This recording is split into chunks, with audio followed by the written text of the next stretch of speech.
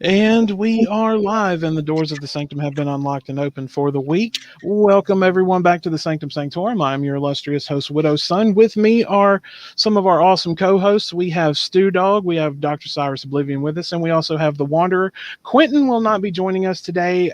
He had some things come up with work, and so I'm sure he'll be listening in when he can.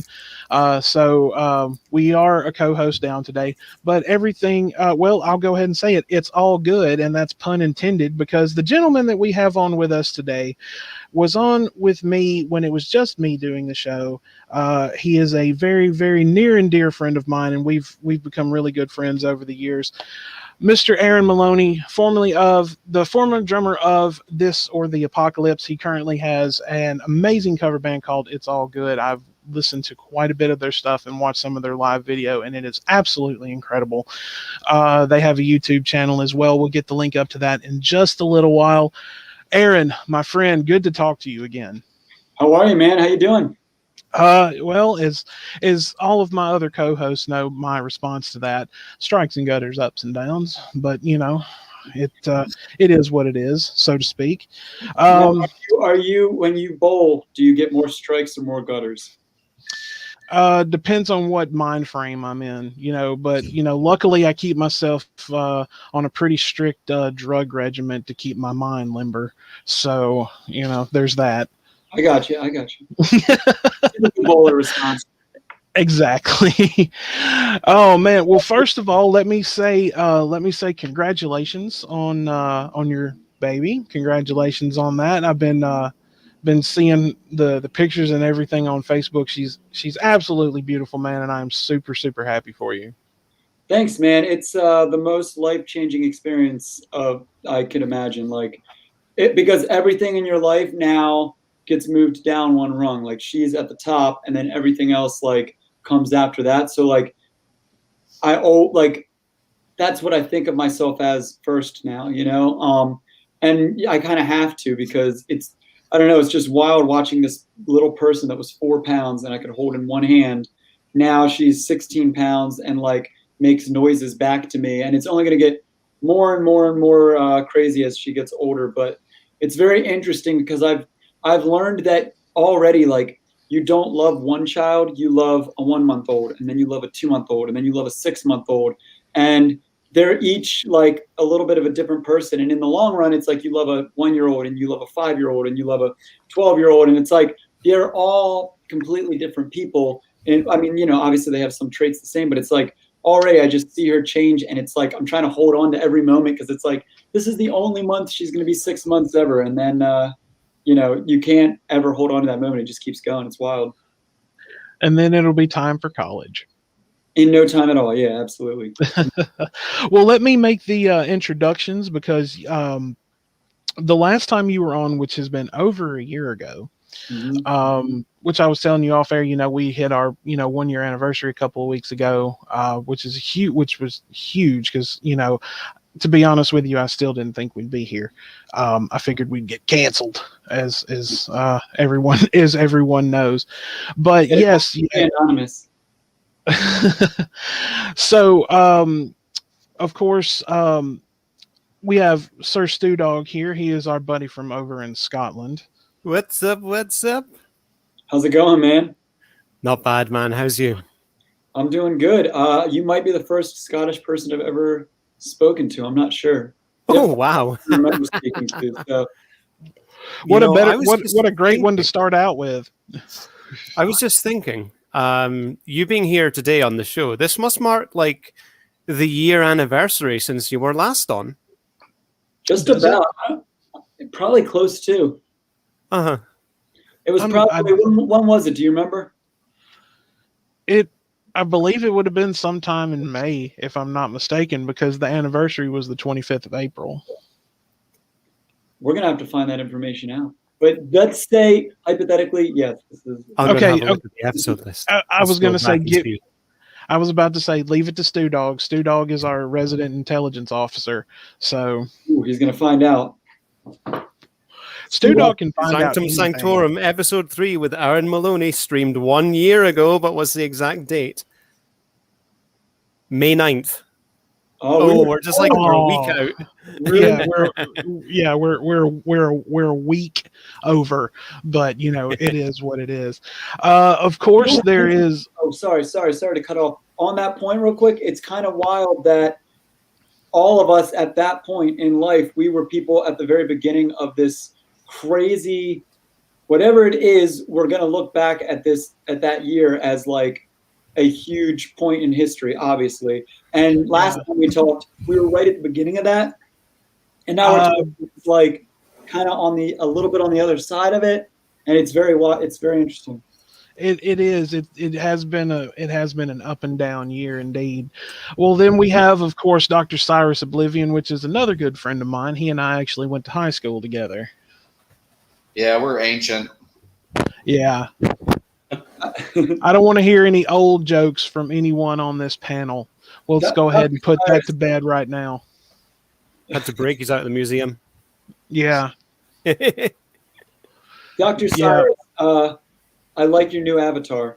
Oh, thanks, man. Yeah, that's Wonder did a great job with it. Oh, yes. Let's bring that up real quick, and thank you for reminding me, Aaron. Actually, redesign. Exactly. If you go and look at the channel, all the artwork has been redone. All of our avatars have been redesigned by the Wanderer. He did an absolutely incredible job. The new thumbnail looks amazing. And he also sent me a logo, and I've slowly began looking into the merch idea and everything else. So we'll talk more about that later. But the first design has already been chosen. On that subject, just to touch on it briefly, I did get an email from Teespring saying that they'd moved further into sort of drinksware options. They've started doing pint glasses now. That's amazing. Don't even tell me that. Pint glasses. Oh yeah, well, I mean, me and Stu Dog are normally drinking about this time anyway, so I need to go get a beer. I'm drinking a naked juice, but if I should go get some alcohol, I'm completely cool. That's fine. I don't have any beers in at the moment. Dude, is that the naked juice in the smoothie? Yet. What's up? Is that naked as in the smoothie stuff? Yeah. This one, I'm on antibiotics right now for like some. I had heart surgery, and so this is a probiotics one that kind of is balancing some of that out. So. Oh, nice. I've had a couple of their drinks before. They're quite nice. Oh, that reminds me. You had another surgery not too long ago, man. Are you doing all right? Yeah, I got a gnarly little scar right here. I have a pacemaker, and wild story, in December I got COVID and had no symptoms, no cough, no fever, anything, but it made my heart swell up and made it so that my top chambers and my lower chambers, there's like a valve in between them, and it swelled shut, so they stopped communicating. Luckily, I got the pacemaker, so when my heart stopped, it like kept turning it on. But it was the way my pacemaker is set, it was set so that like every couple seconds it would turn back off, because usually it paces the heart keeps going, and then it's fine. So it would pace me, and then it would stop, and it would pace, and then it would stop, and I had no idea what was going on. And I'm like, my dad took me to the hospital. I was there for like a week and a half, and then thought everything was fine. Fast forward like a month and a half, my pacemaker alarm starts going off, and I had broken a lead because of when it swelled and all that stuff. So the lead was broken, and so I had to have surgery and have the whole pacemaker replaced. But I'm good now. I mean, but all that happened a few weeks after my baby was born. So it's been a wild 6 months for sure. Oh yeah. I'm glad to hear you're doing good though, man. Yeah, it sounds like hell, man. I'm hoping you're all right. I'm good, man. One of the things that it's not a blessing, but it's like I was born, like the second I came out, like I had a heart problem and was on an iron lung for a while. So it was like, I've never not known this stuff, which I feel like makes it way better than if I was like healthy and then like randomly in my 20s something happened, and then it's like this new thing I have to cope with. It's kind of like always been there, and it's definitely drastically changed the way that I look at like life and death as a whole, because there's been many times where I've been having a heart attack or something, and I close my eyes thinking like I remember there was one time I'm in front of this ice cream shop and I'm like laying on my friend's shoulder because we're waiting for this ambulance. And there's just this ice cream shop and I'm thinking, the last thing I see is a ice cream shop. That's very interesting. And like next thing I know, I like open my eyes and I'm in a hospital. And it's like, that's happened enough times that like, it really helps you appreciate every day in a way that like, I feel like I wouldn't be able to if I had not, because I know every time that like feeling when you first open your eyes again, it's like, oh my God. It's like when you wake up from a weird dream, except for you woke up from like a weird thing that was happening in real life. So Yeah. And I think that if that explains it, but that's what I've been going through. So I'm hoping if all's well, I don't have to get the battery changed for 11 years now. And so that would be a really good, no surgeries for 11 years would be great. Right. So we'll see. And last but not least is the Wanderer. He's our British friend. So, you know, Yeah. we He's from the he's from the southern part. I'm from the pretty part at the top where it always rains, and he's from the further south part where it's usually always sunny. And everybody sings the calling.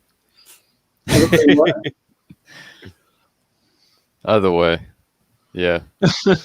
I'm British. I'm from the Carling's Imperial the, Embassy. I'm actually here to Carling's take the over. English beer. I'm actually here to take over the entirety of the Sanctum Sanctorum, but nobody knows because it's like my grand plan.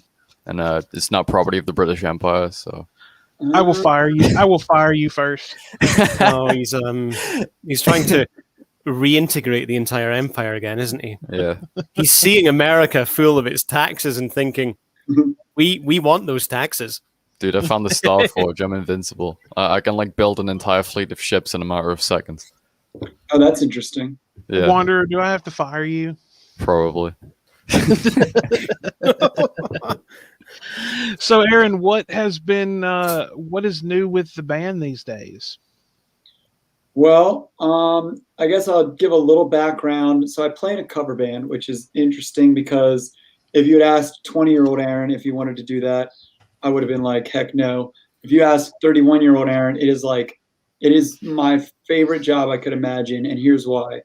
We play every single Friday and Saturday starting in 2 weeks. We have a full summer of shows and everything. Most of them are outside.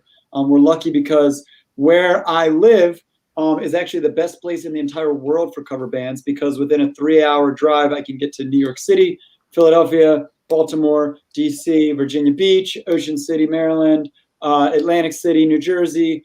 And then if we go a little farther, I can go up to Boston. We can go down to Key West. There's so many cities that we can get to within, we go to one on Friday. We might go a little farther Saturday, go somewhere else Sunday, and then come home. But that I get to do that. We're not like a typical cover band where we're just like playing songs. We play like hour-long mashups that I put together where it's like almost like a DJ where it just like keeps going and all the songs go right into each other, but we're playing them as a live band and we have like tracks and a light show. And it's just like, it's so much fun because I get to write all these remixes that are like kind of our versions of the song. We write a couple original songs that we do live and like, I'm able to pay my bills with it. So it's like all of the things that I get to dance a lot, which when I was younger, I took like dance lessons for years and stuff. And I would have never imagined that I'd get paid to dance. But like we have certain choreography. There's like, I do backflips on stage and like, it's wild, especially now that I'm in my 30s. I'm 31 now. And it's like, whew, like Monday morning is definitely sore at this point. But it's such a fun job. And not only that, but you get to meet so many different people. Each week you're meeting hundreds of new people that I would have never gotten to meet otherwise. It was funny. A friend of mine once that we were like on a boat from this random like people that we met at a gig. And he's like, dude, you know what's cool about being a musician? Like we get to do all this stuff that like rich people do, but we don't have to pay for it because we just randomly meet them. And like, it really is like, they'll take us like on a trip the next day, or like we'll stay at their house, or like they'll take us on a boat. And it's like, all right, for Friday and Saturday, we get to hang out with like all these random people that normally, if I saw in Wawa, would just like walk past me and never say anything. You know what I mean? It's a cool little like weekend warrior thing. So it's also the most work. It's also the most work I've ever had in a job in my life too, because not only do you have to do all the behind the scenes stuff, but you have to I'm the singer, so like we do 3-hour sets every night. So every weekend I'm singing for 6 hours, and just like the amount of care that you have to like keep up with and stuff is definitely it's a lot. It's something I never really thought about until having to do it now. So Aaron, one of the things a lot of musicians here in Nashville have to do is they have to work up a whole lot of songs that they may not even play that night, but they have to be ready on call because there's going to be some bachelorette party that will like throw $20 in the tip jar or in the tip bucket and say, hey, we want you to play, this song. And it's like, okay. Some of my friends there, one of the things I like to go out and support my friends occasionally, even if they are on Broadway, which for people in Nashville, Broadway is a nightmare, but even the musicians find it a nightmare. But I'll throw in like a $20 and say, hey, play Don't Fear the Reaper. and trying to play games to see if they're on there on it. But I was just wondering, like, do you have to do that same thing? Like where you're like, okay, we got to learn, we've got maybe 20 songs in this set, but we need to be ready for 60. Yeah. So we do a thing on Sundays that's actually live band karaoke where we have a full band. Sometimes we have like a whole brass section. It'll be like 10 people. Sometimes it's just the 5 of us. But people come and like can sing any song they want. And we have a list of like probably 300 or 400 songs that we know. That like I might not know how to like lead them necessarily unless I pulled up the words. I don't have all the words memorized, but I know how to play all the songs. And like we're lucky because most of our band knows theory really well. So either I can call out Nashville numbers, or if one of us plays the chord progression through like the first time, then like we're able to follow it pretty easily. So I'm really lucky to be able to be at a level where like the musicians I work with are just like, they're awesome. And it's a pleasure. But so what we do, because of how I was talking about, like with the mashups, our first set is basically 2 26-minute mashups with like a 4-minute gap in the middle that allows me to just like talk and stuff. And there are parts in the mashup where it's like the music's going and I like have what I'm going to say at this point, or I know like at this point I'm going to improvise based upon somebody in the crowd, or like, because it really is like kind of not like a Broadway show, but it is like there's very specific things throughout the night that we kind of always do maybe a little differently, but like there's, when we do In Sync, like all of us are out front and like we just have the track and we do like dance moves and stuff. And it's like, so we do all that. And then first set, we don't really take any requests. If they want to request, they can tell us after the first set. Second set, we do like a block. And then there's like a tiny little break where we can throw in any song we want. So we have like a list that we will go to, or if somebody like has a song they request that we know, we'll just like jump in at that point. We do that again after the next block. And then in the third set, we do 45 minutes straight. And then the last 15 minutes, we have time for 2 requests where we'll either just play something we want, or if somebody's yelling something out, we'll do that. And then we usually close with Free Falling. Or can I curse on this? Yes, fuck yeah. Okay, cool. So we do Free Falling, or if it's the very end of the night and it's like a show where we don't have to like be appropriate because there's like families, instead of Free Falling, we sing, get the fuck out of here. And like anybody that all good shows, they like know that. So like even if we're singing Free Falling, they'll be out in the crowd like singing, get the fuck, like it's really cool. So that's kind of our closing that we do every night, unless if there was one time we did this whole big thing and I'm singing at the end, I'm like, everybody get the fuck home. And we do this big thing. And then the manager comes up. He's like, yeah, the bar's still open for like another hour. And we're like, shit, we just sang a whole song about how everybody needs to leave. And the bar does not want them to leave. They still need like their business. So we now like everybody come back and have a beer. Yeah. Get the fuck back to the bar. Yeah, it's like so that's a really good time. And also what's crazy is the live karaoke on Sundays.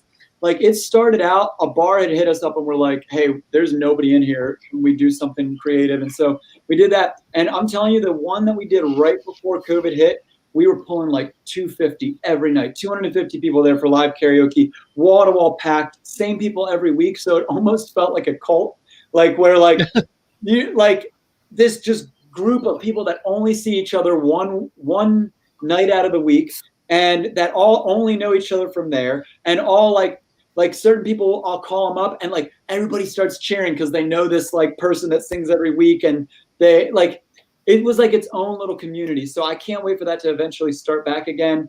But yeah, so because of that though, it actually built our name as a band locally in a way that we wouldn't have necessarily been able to do if we were just playing like other gigs. So now whenever we play in Delaware, it's like it draws way more than any band any like original band I was ever in. This little cover band, it's just like it's such a blast, man. It's like, and also just like one of my favorite things, I know I'm like going on these tangents, but one of my favorite things to do now is when somebody tags us in an Instagram story, like they were at the show, is go back and watch all their stories from the day and see like, oh, so this person like woke up at the beach, they like went to this restaurant with their family, they hung out, did this, and then for like an hour of their day, they hung out with me and my band and us, like we were all just part of this thing together. And then they went on and kept doing their thing. And every single person in the crowd has their own story like that. So that has really helped when I'm up on stage, just like looking out and like trying to picture like, oh, there's a family over there, or oh, look, that person and their girlfriend have like been staring the whole time at this group and like they're really into it and they're not checking their phones. That's awesome. I wonder if they must really be into music and stuff like that. So like that really helps you kind of engage with the crowd better than if you're just like staring out, or like, which is what I did for many, many years. I wish I had like figured this stuff out earlier. Well, with age comes wisdom. Always remember that. Absolutely. And experience. We are ultimately only the sum of the interactions that have happened to us, right? I completely agree. And also, I mean, another one of my favorite quotes having to deal with the same thing is from Henry Rollins, and he said, "Knowledge without mileage equals bullshit." Exactly. What's crazy is though there's so many people that have tons of mileage and think they have knowledge, but like they kind of got caught up on like the wrong thing. Like, not that who am I to say what the wrong thing is, but you know what I mean? Like there's certain people that they don't realize that they've limited themselves because like their foundation of understanding how everything works is just like, I don't like using the word wrong, but you know what I mean? It's just like limited. Yeah, there's nothing sadder than someone who is reliving their glory days of high school and college, and they're in their 30s. It's like, yeah, dude, yeah. It's time to move past that. Absolutely. That's why I like that. Like I had this really good balance in high school because I was like a drummer and stuff, but I also was like in theater and stuff. So like I was in this weird middle spot where I actually went to a private Christian school, and where that's the only place in the world where if you're the drummer on the worship team, it's like a cool thing. And if I was anywhere else, like that would have been a bad rap. But like it was cool there. But then I was also in theater, so like I definitely got made fun of. But then I also like kind of was cool because of being on the worship team. So I was like in this weird in between spot where like nobody really bullied me, but I also wasn't really popular. I just kind of did my thing, except for in theater. Like theater, I was just like super into, because before I went to the Christian school, I was homeschooled. So the only place you meet friends or girls was doing theater, because otherwise I just hung out with my family. So I just like got really into that for many years. But now when I'm on stage, like I am Aaron, but I'm a character, if that makes sense. Like I don't even, my timbre and stuff isn't the way I'm talking now. It's much more like, how's everybody doing tonight? Which would be weird if I was on this podcast. Like, yeah. Do you ever feel like one of those cheesy lounge singers, like you would see like in, like in old movies and things like that? Do you ever feel that way? Well, sometimes I'll play like a solo gig at like a casino lounge, and it's just me and the piano, and none of these people know who I am. So I can kind of do whatever I want. So I'll just show up and I'll kind of talk more like, I hope everyone's doing well tonight. I'm Aaron, and make sure you have your drinks, tip your bartenders, and this next song is called like whatever song I'm doing at the time. So you kind of cater to that. Like when we do a lot of weddings, and that's another thing that when I was younger, if you had been like, hey, do you want to be in a wedding band? I'd be like, no. Now it's like we book a wedding. I'm like, I can pay my rent. Like it's because it pays well. It's those, at least on that day, it's those people's happiest day of their life. And so like, even if they're in a bad mood, like I can get them in a good mood, but like it's the scariest like show for me because I can sing in front of as many people as I need to. And like, I feel confident in that. If I have to announce the names of the wedding party and it's like this Italian wedding and I'm like, Juliana Bistavespani, and like, it's not at all pronounced correctly and stuff. Oh, it's so embarrassing. And like my anxiety gets so high with that stuff. So, but we do a lot of weddings, and when I do that, I talk like way different too. And so you kind of cater the event. Ultimately, like I'm a musician, but like in that aspect, I'm an entertainer, and there's like a lot more that goes into that than just music, if that makes sense. Yeah, it's interesting you said that, because like a lot of people just simply don't get that. You know, they're like, I want to be a musician. They're just thinking, I want to pick up a guitar or play the drums and get on stage. They don't realize that the difference between somebody who is just constantly playing in their bedroom and somebody who's making a living at it is the person who's making a living at it is an entertainer. Mm-hmm. Yeah, absolutely. That's one. And an interesting thought with that is like any huge artist out there, like even if I hate their music, there's a lot of like artists that like I just can't stand the music and they're huge. But the thing I can always look at is they have figured out something as far as I might not like it, but a lot of freaking people do. And like there's something to that. And technically pop music is short for popular music. And in order for something to be popular, what does that mean? It means the most amount of people, or like the largest amount of people, like that music. Now, pop music isn't necessarily my favorite thing, but just it's an interesting social phenomenon when you think about like, what does it take to write a song that is a hit? Like, because a lot of them are very similar, but a lot of them will come out of left field. Somebody once said to, somebody had commented on Nickelback's, their Twitter once, and said something about like, you know, anyone can write a hit song. And Chad Kroeger wrote back and said, well, then write one. And it's like, it is pretty, like, there's a lot of people that could write a good song, but it's a whole different thing to write a hit song, because a hit song might not even necessarily be a good song, but somehow it has dug this earworm into pop music is a representation of the culture at the time. 70s music represented the culture then. It's like, it's very disco sucks. What's up? I said disco sucks. Yeah. But if it weren't for disco, there's a lot of music that we have today that might be different if it didn't have that influence. It's like, it's weird, man. It just like the way humans evolve and stuff like that. It's, you know, music evolves in a very specific pattern. Okay, well now I want to ask your opinion on something, because that brings up a very interesting point. A couple of weeks ago, I made the point, and I've seen more than one person say this, but I sincerely believe that music is a pure form of magic, because it's literally created by the hands of the person who is making it. Would you consider music a form of magic in a way? Yeah. Okay. So yes, I'm glad you brought that up. Picture this. Okay.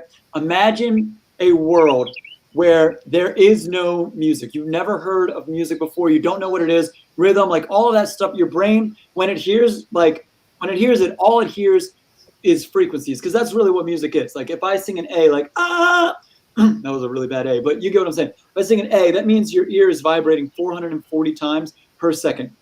And then we have certain frequencies that sound harmonic together, certain frequencies that sound dissonant together. So imagine you never heard what music was, and I said, hey, look at this. By pushing these random buttons, these weird like noises are going to come out of it, right?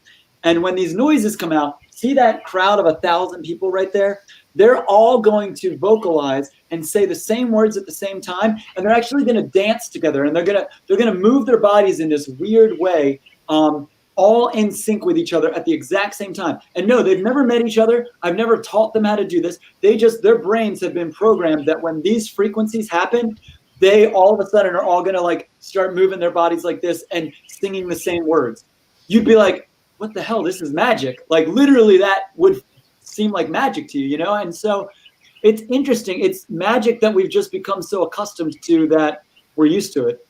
With that note, I got to go grab my baby real quick. So you guys will be able to meet her.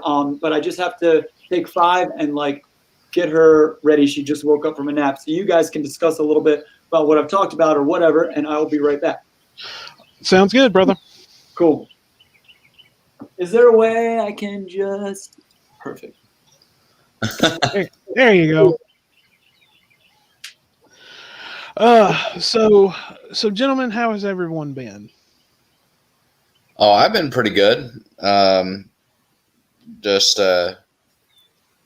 went to the movie theater last night for the first time in a while and saw Mortal Kombat in the theaters after watching it on HBO Max. I've been wanting to see it. I'm supposed to have access to an HBO Go after getting a new account with AT&T, but I still can't figure out how to get it to work. So I'm gonna have to deal with AT&T and like where? Just fucking tell me. Just fucking tell me. But anyway, how does everyone like their new artwork? I've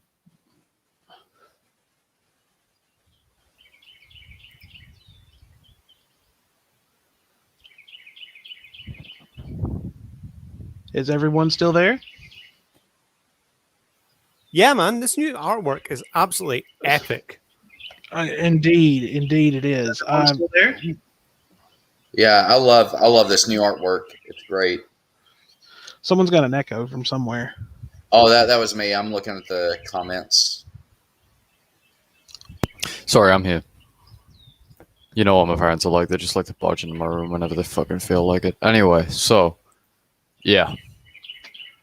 I'm back. Stew Dog. Yeah, somebody's fake disliking. Stew Dog. Yo, Do you see who has been so great to grace us with her presence? Lady Damocles in the house. That sounds like the Resident Evil vampire. Oh my dear lady, you humble us with your presence. Thank you so much. And so good to see you again. I hope all is well.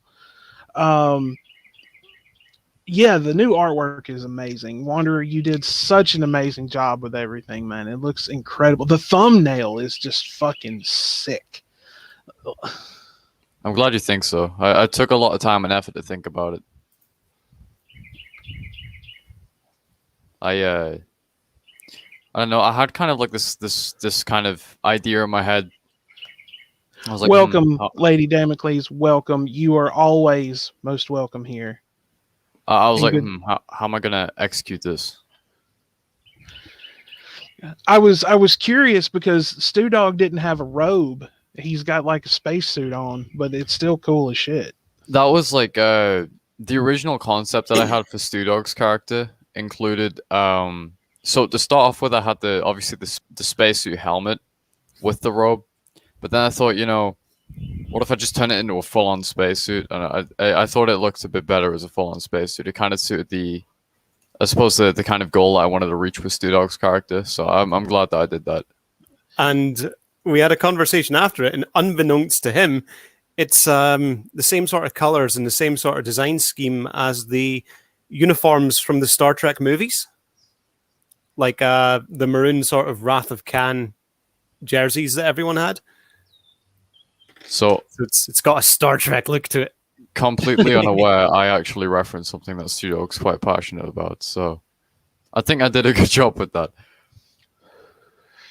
Indeed, you did. I was about to say you got to have the red shirt because, as we all know, Stew Dog is a red shirt. But the sad fact still remains.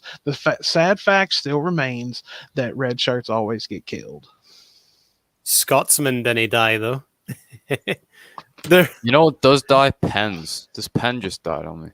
Scotty saved himself from death by hiding inside a transporter for 90 years. With someone else, but the other person died, unfortunately. Scotty was fine, though. I was actually Where's that other looking. pen? There's always a pen around. There's always a pen around, man. I try to carry one with me wherever I go.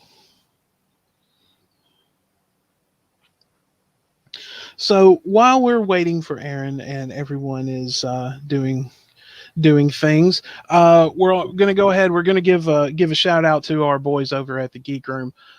Much love to all of you guys, Frank, Brand, yes, and even you, Billy.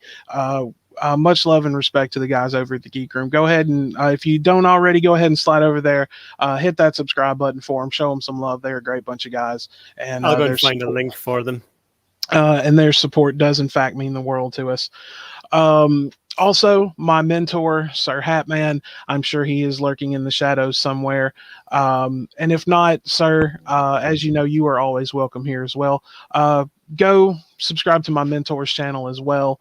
Show him some love. He is indeed a gentleman and a scholar, and I always speak very highly of him. And let's also not forget our another member. And speak of the devil, and he shall appear. I slowed down. It's taken me a minute to get all these links to these channels, man. But also Brand's Bloody Breakdown. Brand was with us last week, and we had an absolute blast with him. It's always a pleasure to have him on. And of course, as everyone knows, he has a permanent seat around our table here, and he is more than welcome to join us at any time. So if you haven't already, go ahead and like the stream, hit that subscribe button, get the notification bell on for us. It really helps us out, and we do really appreciate all the love and support from everyone. I was actually trying to find, it's a quote that I used for a research paper several years ago. I've told Stu Dog, and Doc knows this, and so does Wanderer. Links to mentioned channels are in the chat if anyone would like to go and have a look and subscribe and enjoy the content that is on offer. Indeed. And there's Aaron. I'm back. All right. So I have a quote for you going back to the subject that we were just talking about, and I actually The magic. Yes. And actually this it's probably been about 6 or 7 years ago. Well, no, it's been about 5 years. I did a esoteric philosophy paper on the song Lateralus by the band Tool, which is I mean your music's great, Aaron, but I mean, come on, you should be opening for Tool. I mean, let's just be honest. And I basically was just breaking the paper down from a philosophical standpoint, and a lot of the imagery that's used in a lot of occult reference and general like theological philosophy and everything like that. And one of the quotes that I used, I went looking because I wanted to start it. I wanted to start the paper with a good quote, and I went and I looked up a quote by Aleister Crowley, and it says, "The sole test of music is its power to exalt the soul." Say that one more time. The sole test of music is its power to exalt the soul. That's cool, because I like how basically the first word and the last word are both soul, but in different different versions of the word, you know? And yes. Yeah, I always say that music is auditory emotion. So like, how crazy is it that I could play something on the piano right now, and all four of you, I could say, so what does that sound like? And all four of you would either say like sad or melancholy or give some sort of that sort of word. I could play another song and you say, oh, that sounds happy and stuff like that. It's wild that, you know, so like I can listen to a song that I wrote when I was like in my early 20s that might be a breakup song where I was just like so heartbroken, and it's like a real sad song, And hopefully I never experienced the emotion that I was feeling when I wrote that song again. I'm happily married to my wife and like, it's great. But I can look at that time and look back and I can feel the emotion that I was feeling at that time. If I take a picture of you, like this shot of me right now on the computer, you could screenshot that, and that's exactly what I look like on May 15th of 2021. It's a physical image of who I am today. Music, I feel like, is like, so if a photograph is what I am on the outside today, music, if I wrote a song today, that's a snapshot of how I'm feeling on the inside today. And so I could look back at that years later and be like, oh, on this date or around this time of my life, this is how I was feeling. You can listen to somebody else's song and like say like, man, when they wrote this song, like they were going through this emotion in real life. And like, now here I am listening to it 20 years later, and this person's already dead and gone, and they're still somehow controlling my emotions. It's pretty wild. I completely agree with that because, I mean, as you know, to this day, I'm still a humongous TOTA fan, and I will be until I am dead and gone, because you guys were absolutely one of the most amazing bands I ever got to see live. And you, my friend, there's that old video that you and I have been talking about, and hopefully you'll get it re-uploaded. But when you were playing and you started throwing the sticks and shit around, I'm just like, this guy has got to have some Tommy Lee in him somewhere, because that's exactly what it reminded me of. Yeah, you know what's really strange is when I was younger, like real young, I wanted to be a clown. Like when I was like 8 years old, that was like, I loved puppets and clowning and stuff, and I learned to juggle. And so I got pretty good at juggling. And so then I also drummed. And then after I saw like, oh, you can flip the sticks while you're like doing that, that's cool. And so that's why if you watch like the way I flip sticks, like sometimes I'll twirl them, but a lot of times I'm just like throwing them in the air. And that's because like I just juggle. I love juggling. And like with juggling, there's a rhythm to it. So like once you figure out the rhythm, like with what you're also playing, you can figure out, oh, okay, well, this hand comes up here. So that gives me a chance to toss that up. And that means I have one beat or two beats, depending on what you're doing, before I need to be able to have hit this hand free to catch it. And like, I like kind of coming up with like creative ideas with that stuff for sure. It was very reminiscent of the early Motley Crue days, watching Tommy Lee throw the sticks around and everything. Now, if you could get your drum set to kind of like elevate and like maybe tip forward, you know, maybe do like a little cross between Tommy Lee, Joey Jordison, and maybe Peter Criss. There you you know, go. Well, see, I just have plenty of money lying around to build a giant. I'm a musician, so obviously no. But yeah, man, that stuff is wild, and they have to like wear a seatbelt while they're in there so they don't fall out. It's wild. Yeah. Oh, the one when the first time I ever saw Slipknot do that with Joey Jordison, like I'm just like, wow. There's Tommy Lee, because I mean we all know that he was one of the first to like actually start doing that. So really random fact, Slipknot's drum platform that did the like would come up like this and spin, they bought that from a Christian rock band called the Newsboys. Oh yeah, they had it as well, and then the original one that they had, they sold to Slipknot. So, because I guess I imagine you build something of that caliber, it's like, and you're done with it, or you build a new one. Like, what do? Like, oh, I just have a random like rotating drum platform. It just takes up a ton of space. So yeah, they sold it to Slipknot, and so there's a couple bands out there that do that stuff. It's wild. Yeah, Peter Furler, he was the drummer for the Newsboys, and because I was brought up in a Christian home and could only listen to Christian music.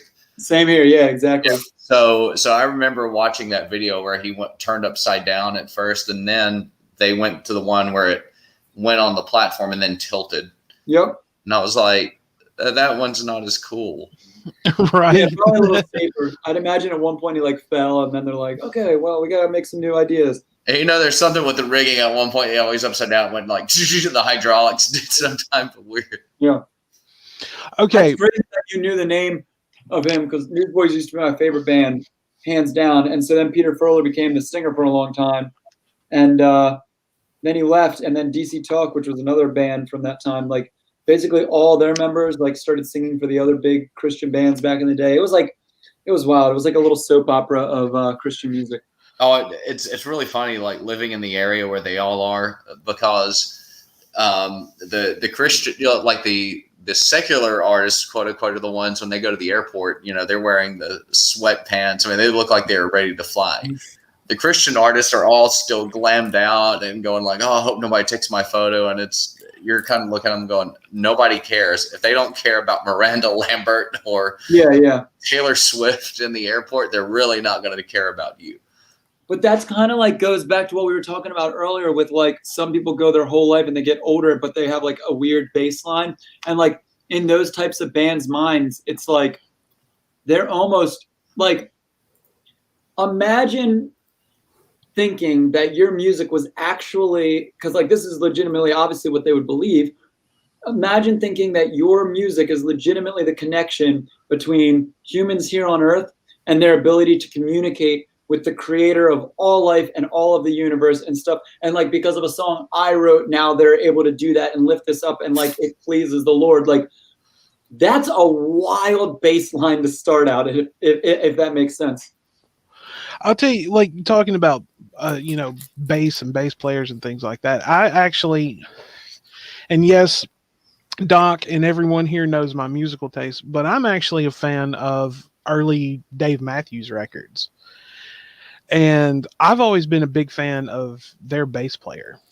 He is absolutely amazing. I think he's been playing with them since he was like 16 or something like that. Yeah, that whole band is crazy. But yeah, I mean, I like like I said, the early Dave Matthews records. One of my favorites is Under the Table and Dreaming. Which incidentally, my brother that I always speak of, he's into that record too, and he was telling me about when Dave Matthews, when they were making that record, like he was on heroin. I'm like, what? Okay, so yeah, but their bass player is just insane. He's absolutely insane. Mm-hmm. Yeah, it's wild. There's been a lot of great, and this is not an endorsement to do heroin. It's very interesting how many great records have come out while the people writing them were incredibly intoxicated on one drug or another. That's very true. I think a prime example of that I could give would be Alice in Chains. Alice in Chains, Nirvana, Sublime, all of them like came out with these iconic records for the time that they came out. And like, I was watching a documentary on Sublime the other day, and it's their main album that came out, the self-titled one that like everybody knows and still gets played at bars and stuff today. This singer died before that album ever even came out. When he died, he thought his band was like a relatively decent sized band in like wherever they were, San Francisco or Portland. I forget exactly where they were based out of, but like, they were like a relatively decent sized band in that area. And now they're one of the, like for that genre, they're probably the biggest band in the world. And they've been, people still play their songs on every radio station now. Like, imagine you die and you have no idea that like 20 years later, your art is being celebrated way more than you ever knew. That there's a lot of like painters and stuff from back in the day too, that like they died thinking they were a failure. And now their paintings sell for hundreds of millions of dollars, hundreds of years later. Let's face it, like art never dies. I mean, it is in fact a legacy that someone leaves behind. And I mean, you do have a good point, 20, 30, 40, 50, 100 years later, all of this stuff people are actually appreciating and the person's not around to actually see it, That's why it's so cool that like we live in a time where we have audio recording and video recording. Like for 99.9% of all of human history, when something happened, it happened and then it was done. And you could maybe write it down, but there was no way to ever listen back to the words that somebody said, or like when bands, like when orchestras would play and stuff like that. That song was never played exactly the same way twice. And unless you were at the orchestra or at the concert to hear it, you just didn't hear music. There was no, way to listen back to music that had been pre-recorded for most of human history. And it's so wild that we just happen to be alive at a time where we can save everything to an invisible database and that will just stay up forever. allegedly. Lord forbid the grid goes down. Yeah, exactly. Then we have to start all over again. Mm-hmm. So when so you do these mashups and everything, and like I said, I've listened to a lot of it, and I've watched a lot of the video and everything. Like, how do you pick what kind of runs into each other? So a lot of times on the ways to shows, we will listen to like different, I have Sirius XM in the band, and we'll listen to different, what's popular on the radio right now. And then like, we'll be hearing a song and one of us will be like, yo, baby, I don't, and like sing another song over top of it. And so then we'll like send it to the group chat.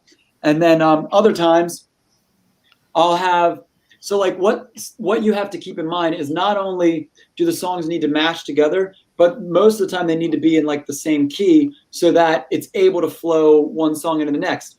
And that can make things difficult because I can't sing in every key. It could be too high for me. It could be too low. It could be a female song that I like drastically need to change. So usually what I do is I look up the BPM. So if the song like, so for example, very first, second set, we start with Let's Get It Started, but like this kind of like cool, like dubsteppy remix. And because it's the start of the set. So I know that that's like, I don't know, like 100 beats per minute or whatever it is. And so I'll look up other songs at 100 beats per minute, or like 95 to 105 beats per minute, because you can usually get away with a little bit of stuff in there. And so then I'll find a song and kind of like sing them in my head and be like, oh, or if I added this little transition, well, maybe we do 8 bars of a little drum fill, and that'll allow us to like key change here without it sounding disturbing to the audience. So it's really, really fun to do. Or like there's other times where like there's a song I really want to do, so I'll figure out where to fit it in. And then the fun part is figuring out like, okay, so how do I get from point A to point B?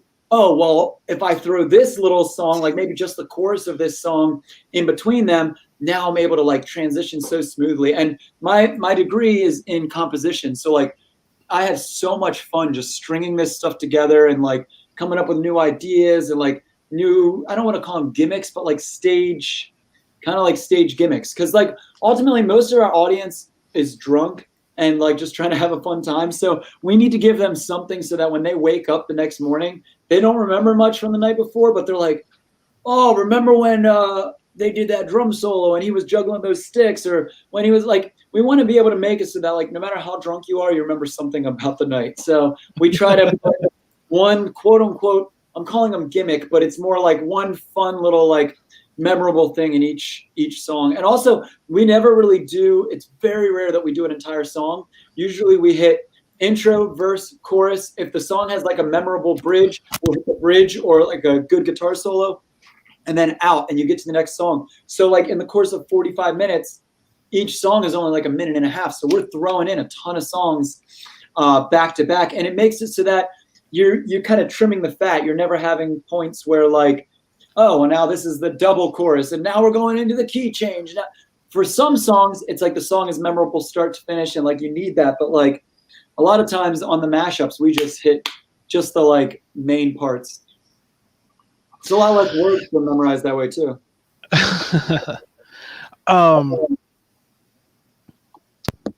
Do you set up like different sets for like different locations, or is it always the same?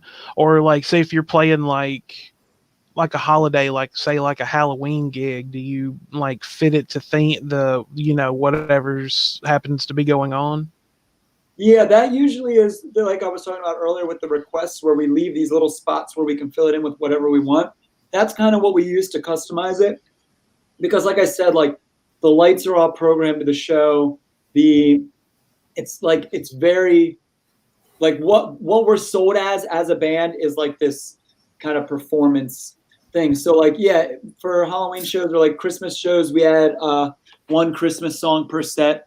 And but like we kind of do, like we do a version of Last Christmas, but we put it in a minor key, and it's got this like, so it's like, that's Christmas, I'll get, and it's like real heavy. And So like there's little things that we'll do like that, or like weddings are obviously a little different. Also, the way I have the sets like set, I could also move them around. So like what might be what we open with for the entire night at one show, the bar might be like, hey, our busiest hour is at 11 o'clock, and everybody kind of like starts to leave. So like your last set, make that a little more chill. So then we might move set 1 to be set 3, and like part 2 of set 3 might become the beginning of set 1. Like we had these little building blocks of like 20 minutes, and we can kind of move them around depending on what the audience and the venue want.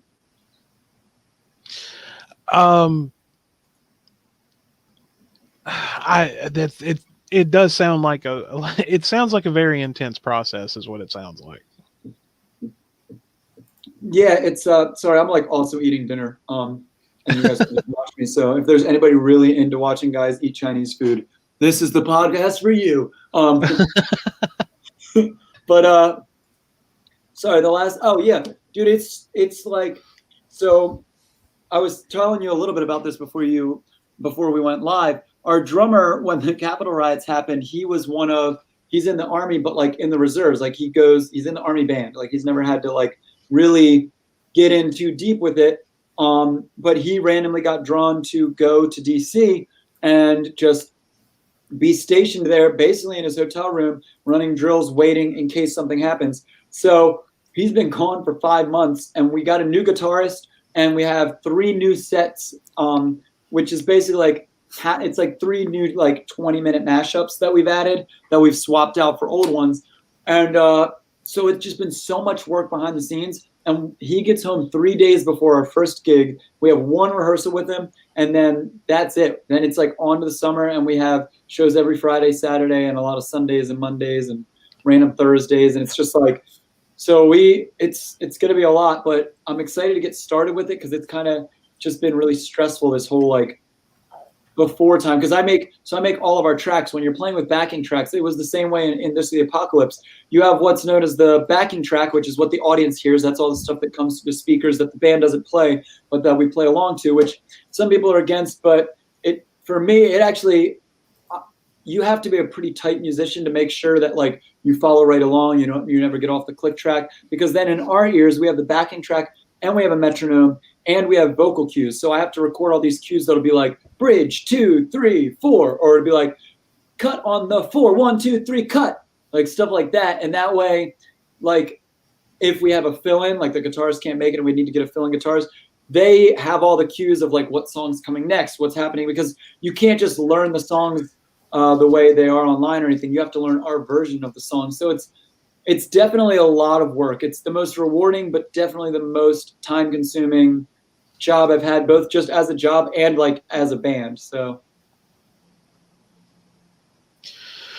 well, what I think we're going to do right now, just to give you a little background, Aaron, because I know you've been busy with the Heart and your new bundle of joy and everything.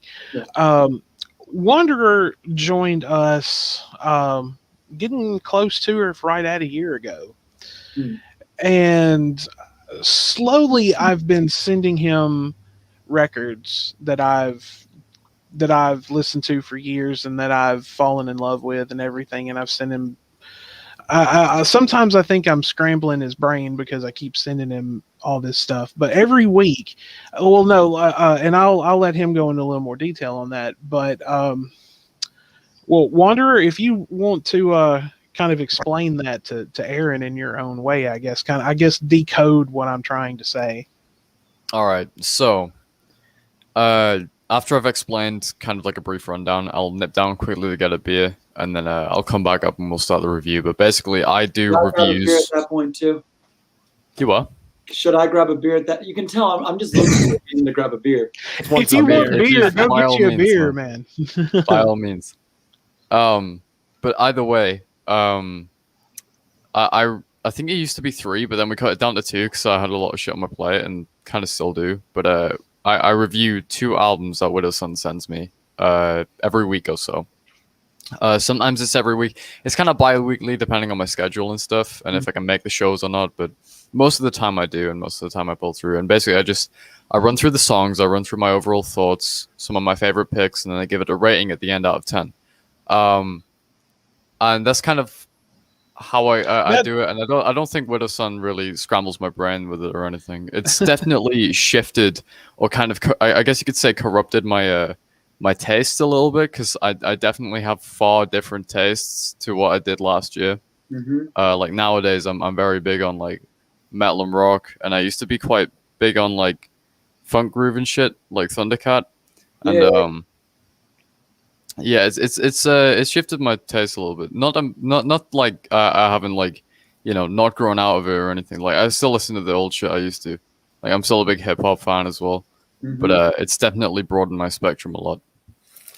It's really cool. Like for me, I'm also a producer. This is my home studio, and like I only produced one type of music, and we get so burnt out so quick. I love doing like listening to all different kinds of music, but also like producing it. It's like it'll be interesting. I'll be working on like a country song and a metal band at the same exact time, like going back and forth between their music, and like all of a sudden I'll come up with like a like something for the country song, but that I only came up with because I had been just working on this metal album, and it kind of like inspired this like heavier riff that I might not have come up with otherwise. So I definitely think there is lots of benefit to expanding your musical tastes, and because you also learn a lot about like a different subculture when you get into a new style of music, Yeah.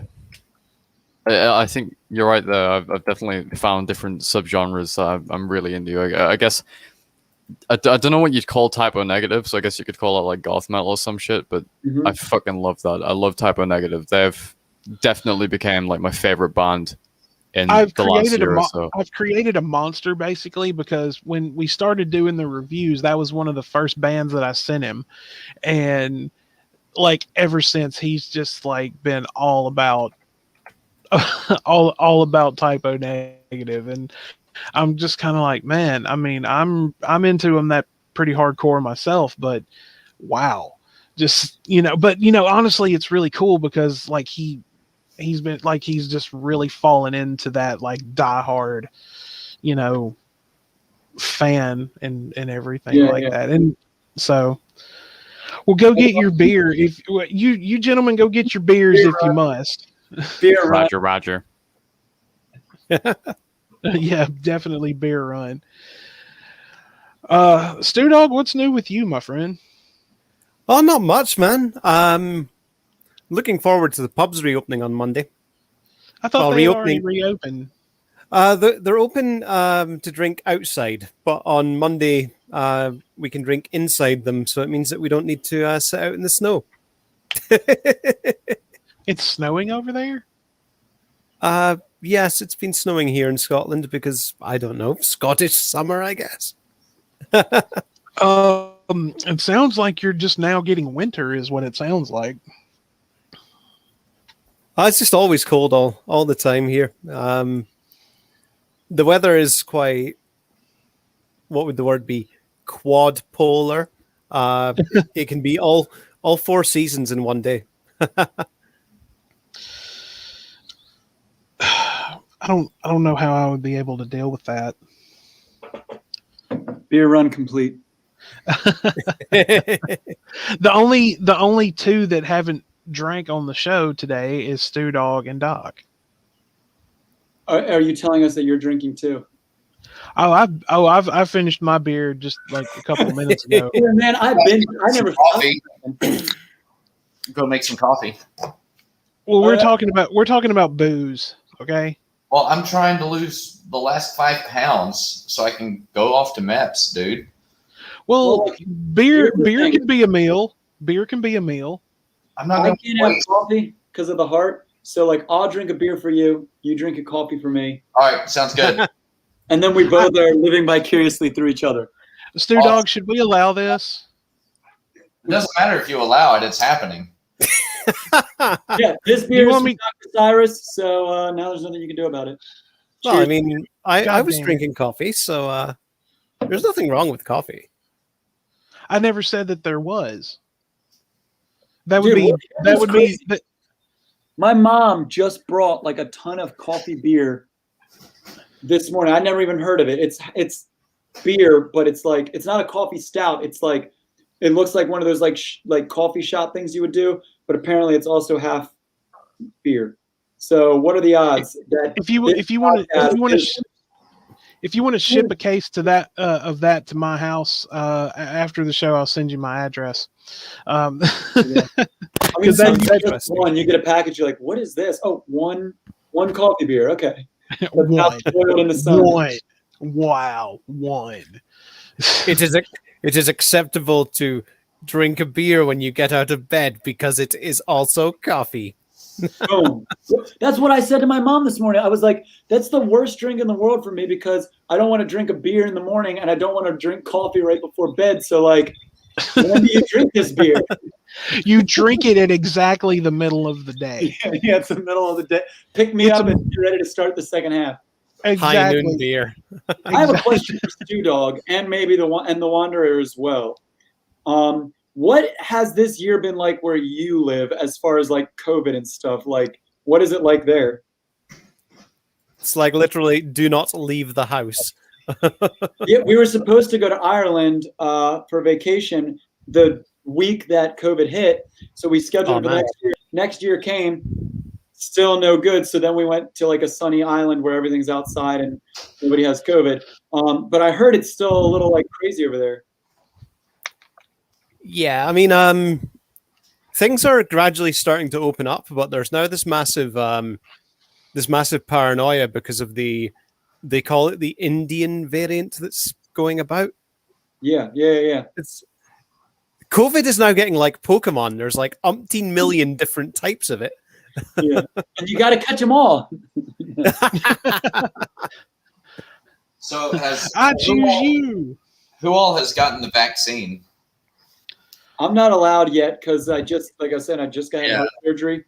So my body has to be fighting any infections that could happen there. And until I'm done with that, then I can get it. But I just had it and I had to get an antibody test when I got my surgery and I still had really strong antibodies and my whole family is vaccinated at this point. So as soon as the doctor gives me the go, we'll see what happens. But right now I'm just waiting.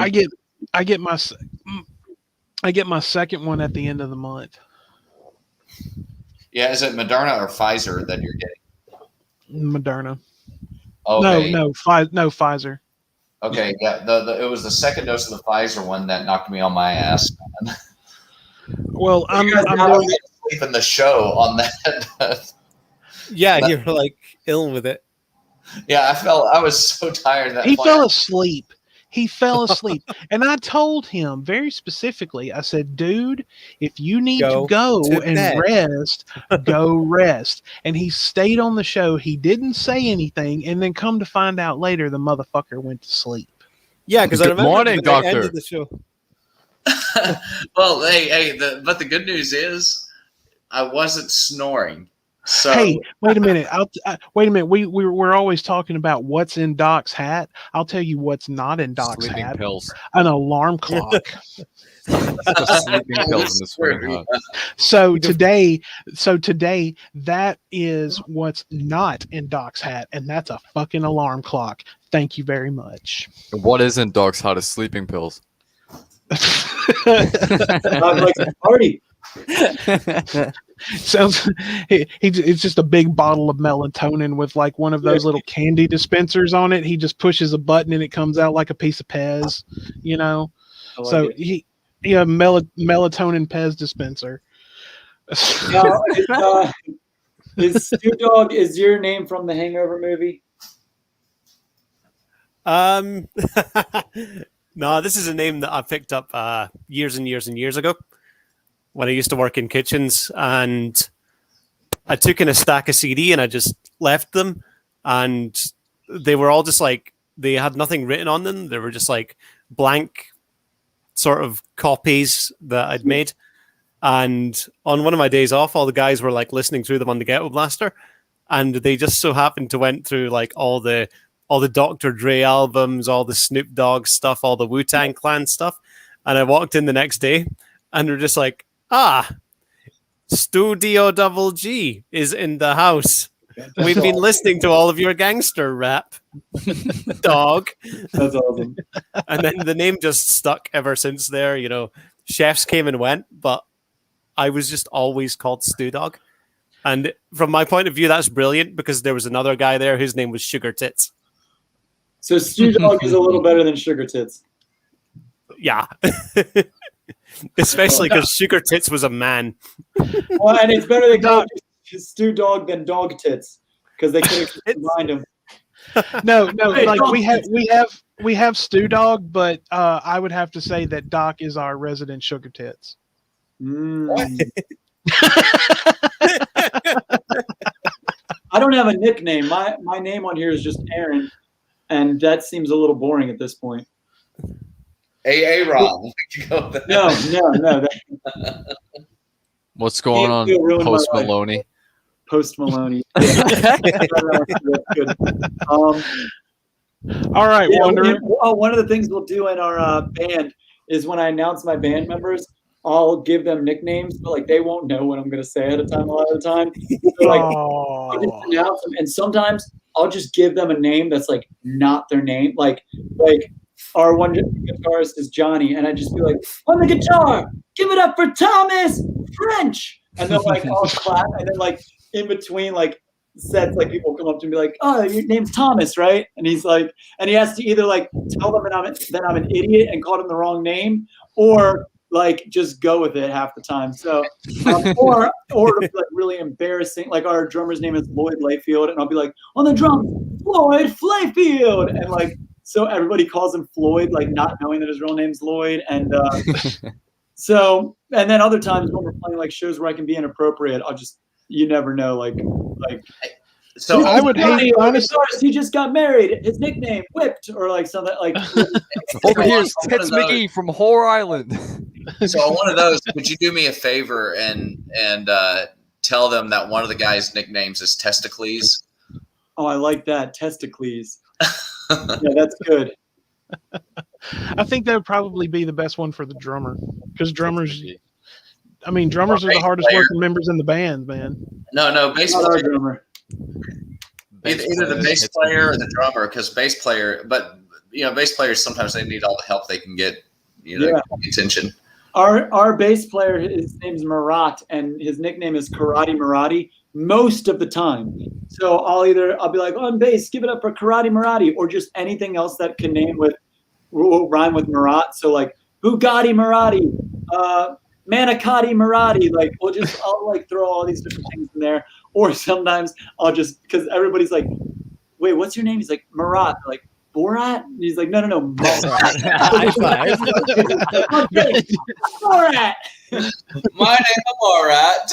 Yeah, exactly. Oh, and also he's from Russia, which as COVID and stuff like started happening like the year before, I used to always say like all the way from Russia, give it up for Marat. And like I had to stop doing that because we were playing so many like redneck bars that would like come up and be like, did you say that boy's from Russia? And I'm like, yes, but like he moved here when he was like 2. It's not a thing. Yeah, People were like starting to give him a hard time about it.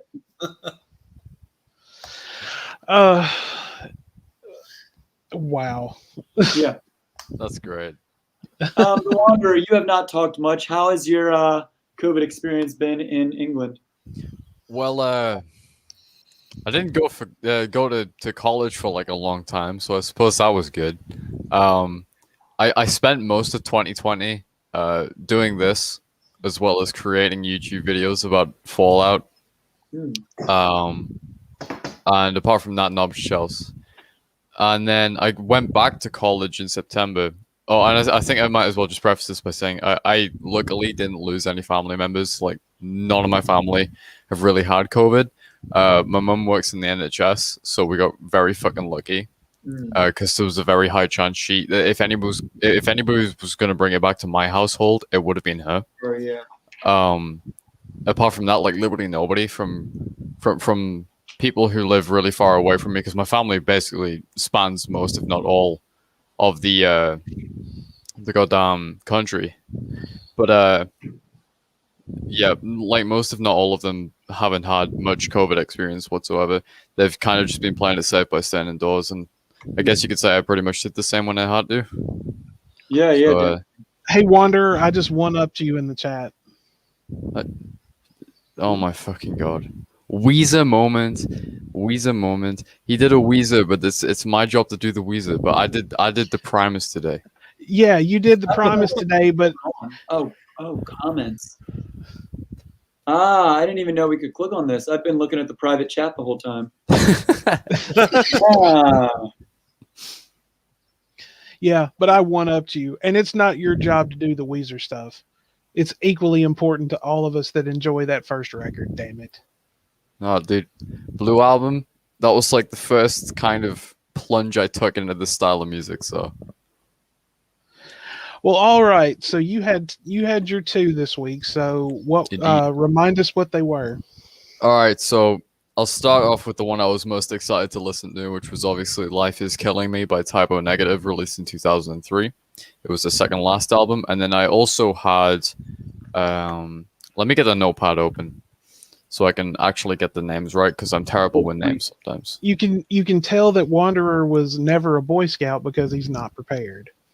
Then I had Nightmare Anatomy by Aiden, who was a band I'd never listened to before. And I can start on. Which one do you guys want me to start on? Do you want me to start on the Typo one, or do you want me to start on? We'll let our illustrious guest decide. You can start with the Typo. Right. Good choice. Okay, let me get these because I wrote them like in a weird order. So, okay, so Life Is Killing Me. It was the second last album released by Typo Negative in 2003, the year that I was born, actually, which is kind of cool and kind of weird to think about as well. I'm so old. But to kick shit off, we have 13, but it's spelt funny. It's like 13 teen. It's actually quite edgy. I like it. It's a really cool way to kick the album off, in my opinion. It had a really fucking menacing guitar riff with like that signature Typo Negative feel to it and like the tone and shit. I thought it was really neat. It was a really nice way to kick shit off. Then we get into probably one of the most well-known Typo Negative tracks to date, probably, which is "I Don't Want to Be Me," and it's the most popular on Spotify, I think, next to "Love You to Death." I really love this track. I listened to it before I listened to the full album a couple of months ago. It sounds quite different from some of Typo's usual stuff, but that's mainly in the quicker pacing of the song, and it does it in a fantastic way, and I really like it. And it may be one of my favorite Typo Negative songs that I've ever listened to, let alone from this album. So I really enjoyed that. It was a really positive start.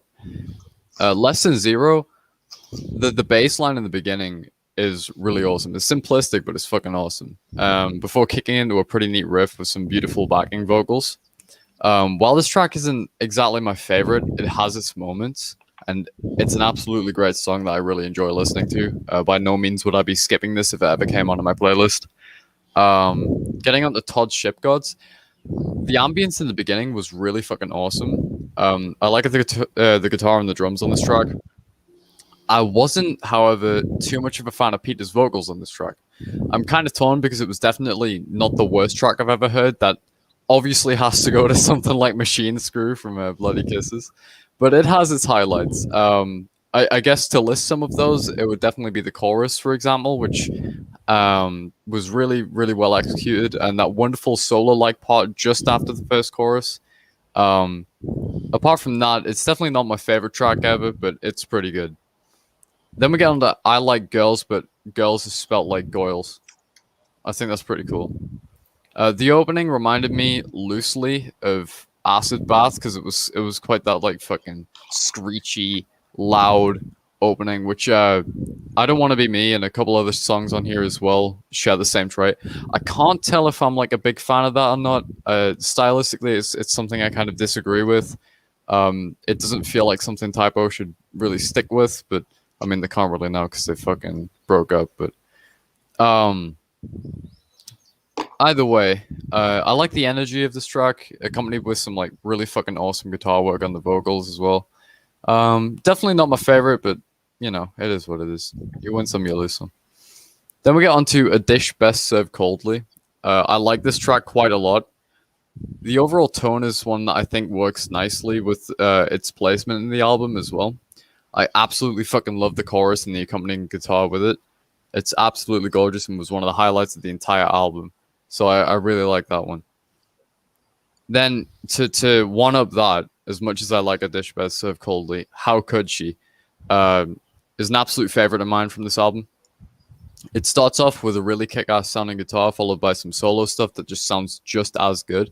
Vocals, lyrics, and the chorus, as well as that break where it's like, why, doo-doo, why don't you love me? That was like fucking amazing. I love that bit. I got lots of love for that track. Definitely, if I've got like a big hierarchy of tracks I really fucking enjoy, and that has to be one of the highlights of this entire album. Getting on to Life Is Killing Me, which is obviously the title track. Another absolutely fantastic, flawless track in my opinion. Killer opening. The entire song was fucking amazing, top to bottom. Beautiful keyboard, guitar, bass, drums, everything. Just fucking everything about that track was absolutely amazing. 10 out of 10. Then Nettie was another fantastic track. It seems like sadder than the other ones that I'd listened to so far. It also kind of gives me some Bloody Kisses vibes in its style, which is always something to appreciate. Because I've got kind of like an order in ways I see Typo Negative records. I gotta say, World Coming Down is always at my top, and then it's probably followed by October Rust of Bloody Kisses, but they're interchangeable in my opinion. So I really like those top three albums, and to have something that is stylistically a callback to that is really nice. Then we get onto We Were Electrocute, which was another beautiful song. This time utilizing a piano opening, which was something refreshing to set the overall tone and style of the track. I thought it was a pretty nice song. I don't really have much more to say apart from that. Then we got on to Gimme That, and honestly, this may be one of the only tracks that I wasn't too much of a big fan of. I just didn't really like it, honestly. I don't know what I can really say. Moving on to Angry Inch. Angry Inch and its lyrics is about a man getting surgery on his dick. As the lyrics go, 6 inches forward and 5 inches back. It's rather gruesome and skin crawling of a topic, but it like with every element that goes into the song, it makes for an absolutely brilliant song. It starts off similarly to I Don't Want to Be Me.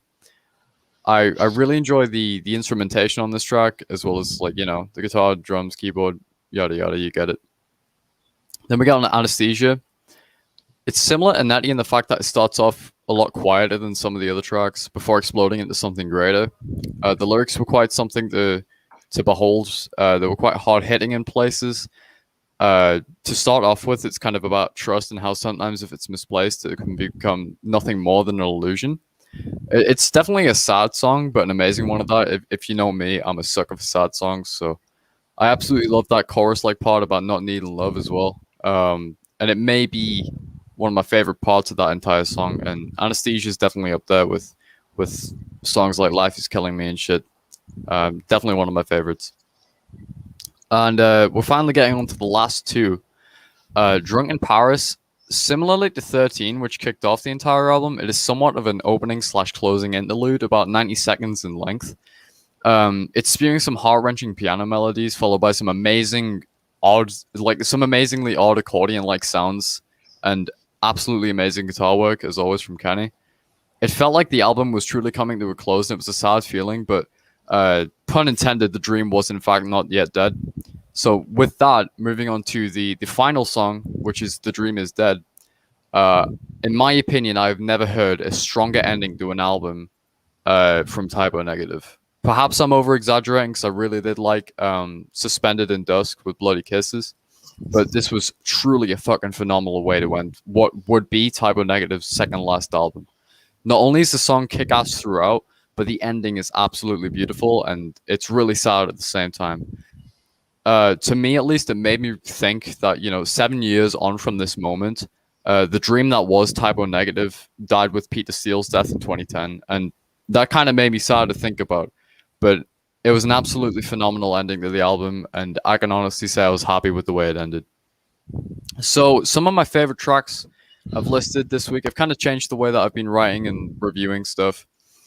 So my favorite tracks are The Dream Is Dead, Life Is Killing Me, How Could She, Angry Inch, Anesthesia, Drunk in Paris, I Don't Want to Be Me, and A Dish Best Served Coldly. They're like my top picks. I tried to limit myself to like 3 or like 5, but I just simply couldn't do that with this one. There was so much variety to choose from. So overall, summary and score, I put it as a 9.5 out of 10. So Life Is Killing Me was an emotional and powerful listen. But at first, I found it quite hard to digest coming off the back of World Coming Down. As I've stated multiple times, that's like peak typo negative to me. However, this argument can be made from like pretty much any of their albums through 1993 to 1999. Like, I even believe some would consider Life Is Killing Me to be peak typo because it's definitely not like bad in any way or anything. I digress. Nothing can possibly beat World Coming Down to me, and it'll remain my favorite album to this day. That isn't to say I didn't love this album, however, but in parts it doesn't feel like, it feels like a stylistic shift in areas that I don't really like. I find it quite controversial in my tastes, but nonetheless, it was a truly amazing album, and there were some absolutely amazing songs in there. And that's all I have to say regarding that. A bit of a mouthful, but That was awesome. thank you. Before we continue, my brother is texting me and letting me know that he is having quite the time with my baby right now, as far as her getting fussy and stuff. So I might have to go play dad and leave pretty soon. So, Well, hey, that's perfectly fine, man. We understand. The family comes first. That's one thing I've always said. But I tell you what, we will definitely have you back again soon. You can stay a little longer. We'll continue our conversation. We'll get a little bit deeper into it. But Aaron, a pleasure to have you again. You have become a very near and dear friend to me over the years, and as I always tell you, I wish you nothing but the best, and I love you, brother. And if you ever need anything, you get in touch with me. yeah, man. And it was good talking to you and meeting all of you guys. I look forward to doing this again sometime. And yeah, this was awesome. So thank you. And by the way, send me your email address, and I'll put that friend of ours in touch with you. Let's do it. All right. Be good, brother. All right. Peace. Bye. All right, later, Dave. Well, it was indeed a pleasure to have Aaron on with us today. Absolutely. And It was great of course, talking to him. oh yeah, man. He's Aaron's a great guy. Super talented, and it's always a pleasure to get in touch with him and catch up, definitely. So, Wanderer, let's move on to the next one. And Doc, I'm not going to tell you what I sent him. He'll announce that in a minute, but one of them I think will impress you very much. Well, I think for another one that we need to send him is Striper to Hell with the Devil. I do not want to subject the poor boy to that. Striper is awesome. Whatever. Dude, I bet you've like sent me like some fucking Steel Panther or something. Oh, I've already put on some Steel Panther on Discord. All right, Wanderer, let's hear it, man. All right, so as I said before, the album I'll be reviewing alongside Typo Negative's Life Is Killing Me this week is Nightmare Anatomy by Aiden. This was the first time I ever listened to Aiden as well as this album, so I was unaware of what I'd be getting into. So starting off with the first track, which is Knife Blood Nightmare. Initially, I wasn't too much of a fan of the vocals. The instrumentation was pretty dope, however. I really liked the guitar and the drums, but I wasn't too crazy about this opener, really. However, to bring that up, getting to The Last Sunrise, which is the second track on the album, the opening riff with the subtle bass in the background is so fucking gorgeous. The vocals are by far much better on this track as well, and I really like this track. So it's by far a step up from the last one I heard. And to continue this kind of chain of highs that we're having on this album as well, Die Romantic, which is the next track, I absolutely love the guitar riff. I enjoyed the vocals. The guitar throughout this track is really cool, and I super enjoyed that one as well. Genetic design for I can't fucking speak today if you can't tell. Genetic Design for Dying seemed a lot quieter in the beginning, a far calmer introduction than the others, and I thought it was a nice touch. It was quite refreshing. I feel pretty much the same as I did with the other tracks with this one. Not really much else to add, but I thought it was a good track. Definitely made it into my playlist somewhere. Breathless reminds me of something that Bonk would listen to, or at least to start off with, it would. I really like this track. The guitar was once again a highlight, and with the drums and vocals as well, it made for a pretty good track. Unbreakable, the choir like backing vocals are really something I like. I think it's a good touch. I like when bands and shit do like stuff like that. It gives me some Paul Bearer feels, and I think that's why I like it so much, because obviously I'm quite a big Paul Bearer fan as well. The guitar sounds wonderful as always. The drums are particularly crazy on this track as well, and it made for a great song. It's Cold Night. Its riff and tone was reminding me of Atreyu a tiny bit. I guess I like this one, however, not as much as some of the others. It was kind of a bit neutral in my opinion. Enjoy the View. I feel the same about this track as I do some of the others. It's a good song, but I wasn't necessarily a big fan in the bigger picture, as compared to some of my favorite tracks from this as well. Goodbye We're Falling Fast was it was all right. I wasn't too big of a fan of that one either. The City Is Far From Here had a really odd opening, but fades into something really cool. Unfortunately, I wasn't really a big fan of that one either. And finally, See You in Hell. I really dug the riff. It was for lack of better words, it was rather pog. And drums were also another really big highlight of this track, and I thought it was a neat way to end it off. So my top 3 tracks, because I only really had like 3 or 4 tracks I super liked this time. But at The Last Sunrise, Die Romantic, and Unbreakable are my top 3. And overall, I'm going to give this one a 7.5 out of 10. While not my favorite style of music, it had its moments that sounded awesome to me. But overall, it wasn't much my style, and I feel like it kind of took away from whether I like this album more or not. Giving it anything more than what I've given it would be trying to be generous, at least. But so far, this is like my perfectly like honest opinion. And I would listen to it again. Maybe I'd even come out liking it a bit more. But yeah, 7.5 out of 10. I'm comfortable with it. It's like my honest feels. So yeah. Well, I'm glad you enjoyed it. All right, so you got your next 2. All right, so Doc, pay attention. All right.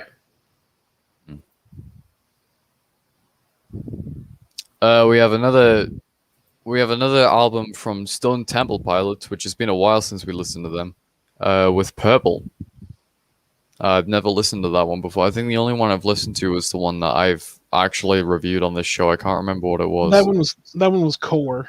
Core, that's the one. And then this is their second. That's their second record. Oh, is it? Mm. Nice. And then I'm supposing this is the one that Doc will be really excited about. But we've got Appetite for Destruction by Guns N' Roses. Yes. I've never listened to that one either. My next door neighbor, I used to speak to him a lot, and he used to be a really big Guns N' Roses fan when we were little. That's back before, Axl Rose went crazy, disappeared for a decade, and then tried to put the band back together without the original members. That happened? Yep. Holy shit. Hey, tell us about that guy we know from our hometown. Like, what's happened with him?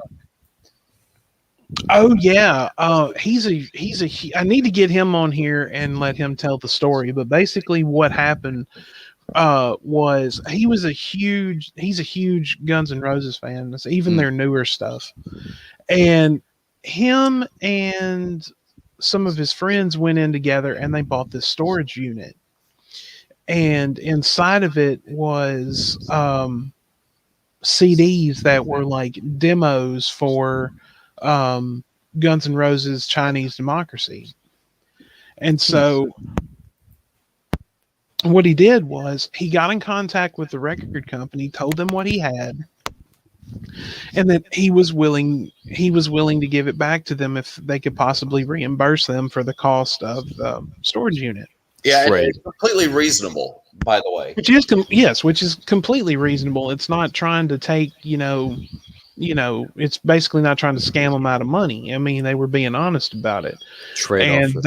and they agreed not to put it up on the internet or release it. Well, somehow all the stuff got released, Oh no. and nobody can really figure out how it happened. And it wasn't our friend that did it.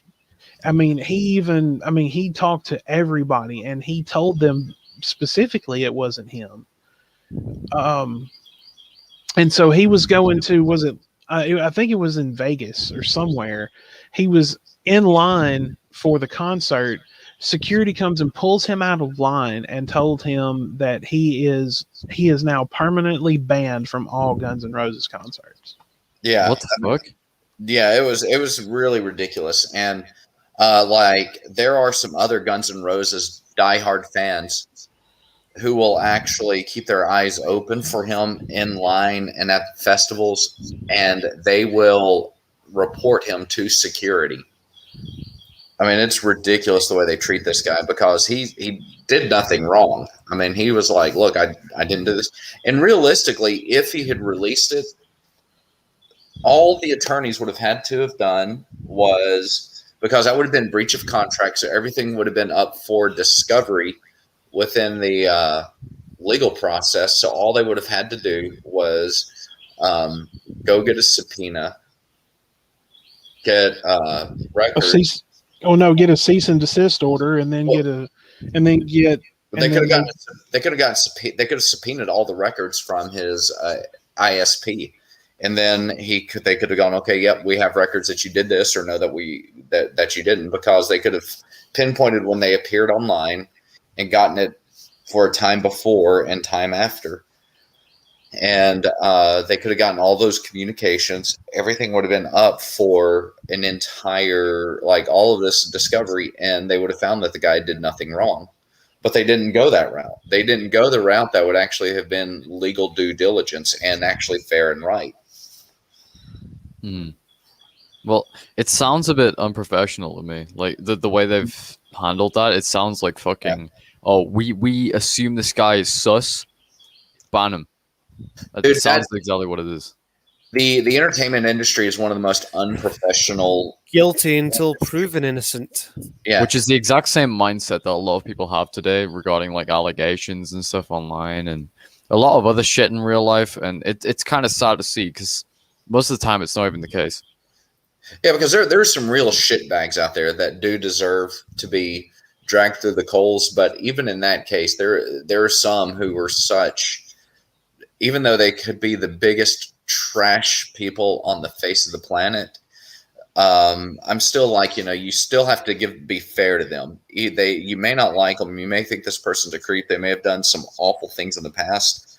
But just because somebody makes an allegation against that person does not make it true.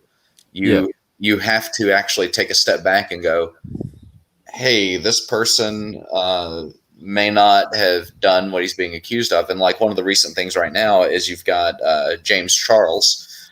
And if you don't know who he is, he's apparently this big YouTuber who does makeup tutorials or something. Yeah. And there have been a lot of guys who came out and said, like, we're talking teenage boys have said, hey, he hit me up on social media trying to, get me to go do sexual favors for him. And, but then there was this, obviously James Charles denied it for obvious reasons. And even some of the accusations are kind of a little bit iffy. We're talking like no evidence, like that, I've been following this as well. Like I watch a lot of YouTubers in that kind of genre, like the kind of drama sphere, I guess it's commentary and stuff, and they covered that. And a lot of them have like either no supporting evidence or they have admitted themselves that they were lying about it. Another one that seems to have popped up when I looked into this is that, it happened years ago. It's no longer like, the sort of the time statute of limitation thing. Yeah. Like, if you don't report a crime within a certain length of time, then it's not a crime. Pretty much. Like, the second that this guy's sending you messages and you're like 10, you should be going straight to the police station with them. On top of that as well, the thing is, it harms the actual legitimacy of claims as well. Like, what if somebody's actually being truthful? This took place, and Right. say James Charles was told about the rage beforehand, because that was the main kind of thing. Because he admitted, you know, that he was speaking to these people, but he, in his foolishness, did not check their ages beforehand, and they lied about their ages. And nowadays he's a lot more careful with that, but a lot of people, like over the last 2 years, have came out and said, "Oh, James Charles was texting me while I was this age, but they lied about the age, or they just didn't tell them, or something." Yeah. And that's something he's openly admitted. Whether he did anything sexual is to be seen. Like, if there's any proof of them like saying their age, their actual age, their truthful age, and then him continuing to pursue without it being fake, without the person lying about it, is to be determined, because there is no solidified proof of that happening yet. Or they went and delete. Apparently, they post the screenshots, but then they deleted the messages. And I'm going, okay. So again, you know, Twitter, Facebook, Instagram, they all keep records of this stuff, right? So if he was sending those private messages, and even if they had deleted them, again, since it's a legal case, the police at this point can submit a warrant saying, "Hey, we need to search these records. We need you to turn these over to us," and they would legally have to comply. And so far, there's not been any of that, as far as I know, in those cases. And I kind of feel bad for him on the latest one, because the latest one, a former coworker basically was threatening to shake him down. So he was like, "Okay, I'm getting ahead of this," and he gets ahead of it, and he says, "Hey, this is what she's doing. You know, she's threatening to ruin me." He said, "You know, this is what she agreed to get paid. This is what we paid her. We paid her all the time. We have all of this." And so, like, I'm even in that case, I'm going, okay, let's say he's guilty of all this other stuff, just for argument's sake. Like, if he is guilty for it, realistically, just because he could potentially be guilty of all this other stuff does not necessarily mean he's guilty of these new accusations. But, you know, again, like you're saying, most of the allegations that they've made against him would not hold weight up against a police investigation from an actual detective who's worth his salt. And the detective would go, we don't really have anything to bring to trial here. And a prosecutor wouldn't even take it to court. So those would definitely not hold up in court. But then even the ones that you're going, okay, these might have a shot legally, they still wouldn't hold up in court, because there's not like a preponderance of evidence, you know, or there's not even beyond a reasonable doubt, let alone a preponderance of evidence. And, so it's just kind of like one of those things where, you know, there's a lot of stuff that you can observe from the guy where you're like, okay, he is toxic. There's a lot of toxic behavior that he has. And I'm not saying that he's not a complete turd at times from some of the stuff that I've seen, because there's this one account I follow. My thoughts will probably offend you.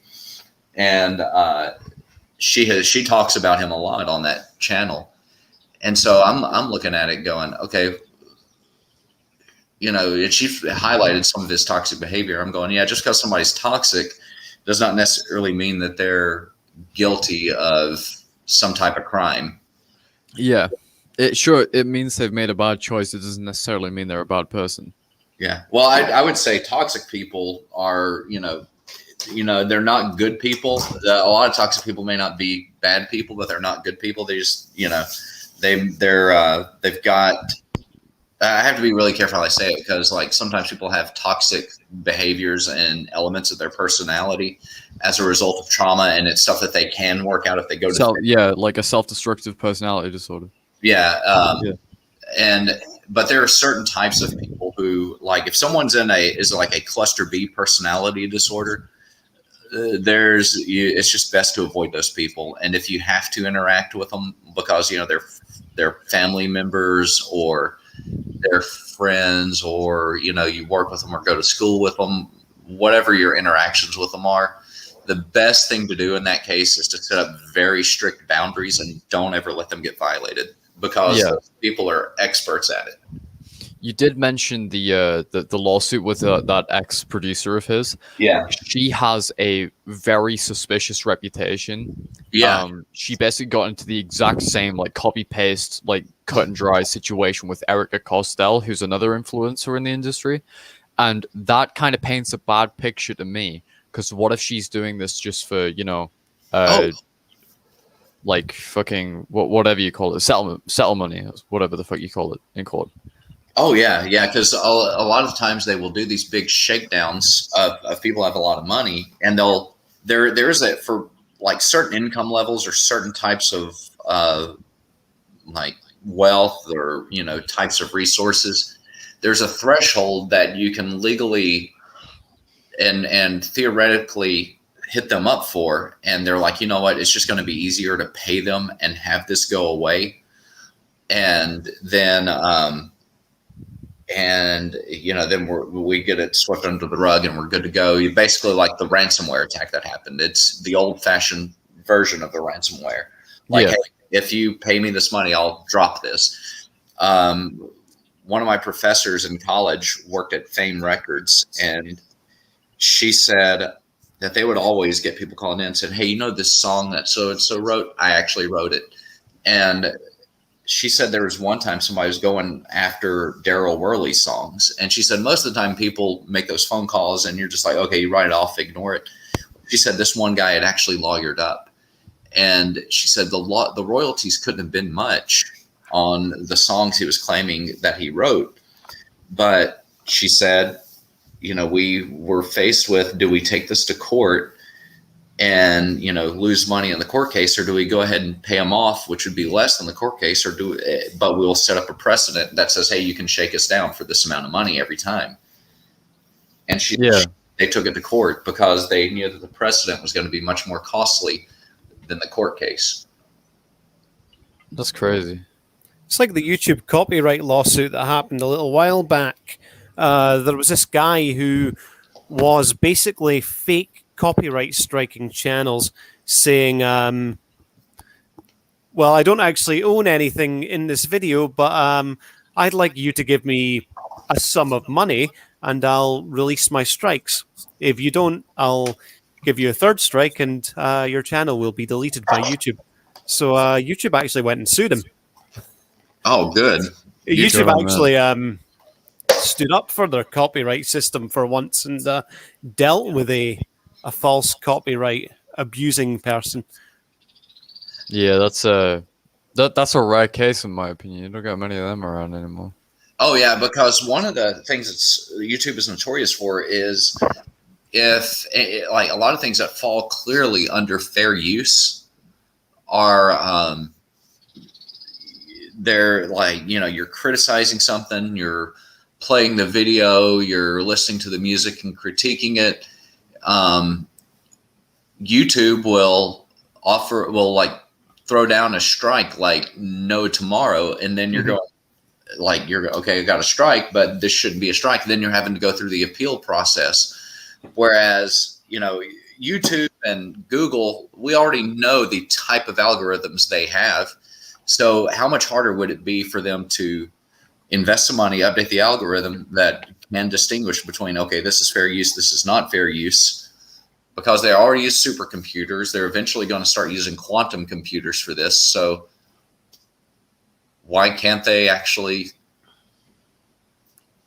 update their algorithm? It has a system that can listen to what you're saying in your videos and recommend you tags to put in your tag section based on what the content of the video is. And you're sitting looking at the tags and you're going, hey, this algorithm knows what I'm saying. Oh yeah, and they have. But on top of that, it's too stupid to catch other shit as well. It's weird. It's like almost like a skill tree in like some RPG games. Like to compare this, I'd say like Fallout, Skyrim. It's got intelligence of 1, but medical skill of 100.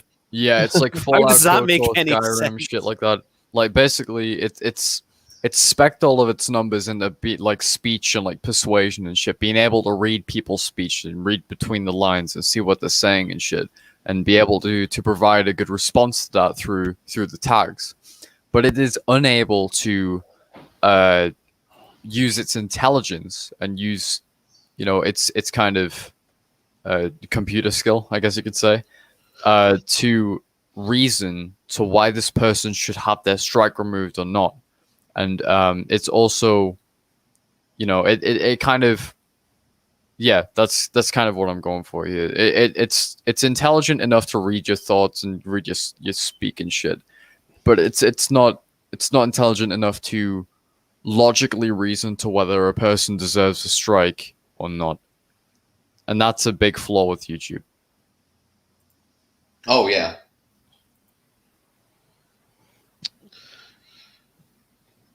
I mean,